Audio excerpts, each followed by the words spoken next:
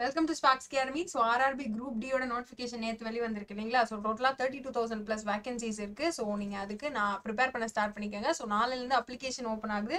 So apply பண்ணிட்டு நீங்க prepare பண்ண ஸ்டார்ட் பண்ணலாம். So அதுக்கான பேட்டர்ன் அண்ட் சிலபஸ் நம்ம இந்த வீடியோல பார்க்க போறோம். So recruitment process பொறுத்தவரையில 4 ஸ்டேஜ். So first stage பாத்தீங்கன்னா computer based test, second stage பாத்தீங்கன்னா physical efficiency test and third stage பாத்தீங்கன்னா document verification and fourth stage பாத்தீங்கன்னா medical examination. So இதுல computer based test ஓட pattern என்னன்னு தான் இந்த வீடியோல நம்ம பார்க்க போறோம். So pattern பாத்தீங்க அப்படின்னா general studiesல number of questions 25 and each question carry 1 mark for total 25 marks and mathematicsல 25 number of questions and number of marks 25 and general intelligence and reasoning க்கு தான் அதிகமான weightage. So total 30 number of questions இருக்கு.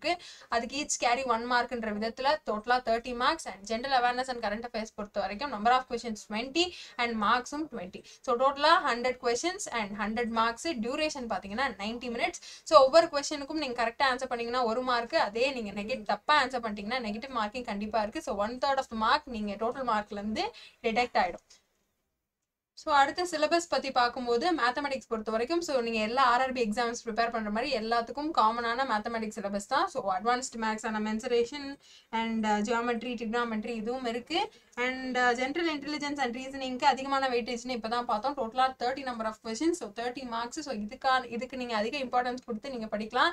So எல்லா எக்ஸாம்ஸ்க்கு மாதிரியும் இதுக்கும் காமனான syllabus தான். So general intelligence and reasoning, so 30 number of questions, இதுக்கு நிறைய கான்சென்ட்ரேட் பண்ணுற மாதிரி இருக்கும்.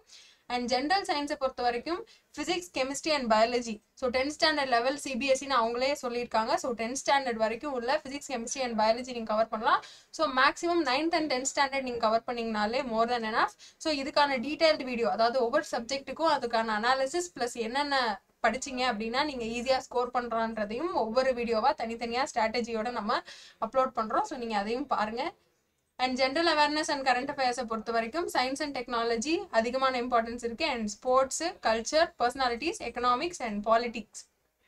ஸோ இதுக்கான ஒவ்வொரு சப்ஜெக்ட் வெயிட்டேஜ் என்னன்னு நம்ம தனியாக ஒரு வீடியோவாக அப்லோட் பண்ணலாம். ஸோ நீங்கள் அதையும் பார்க்கலாம்.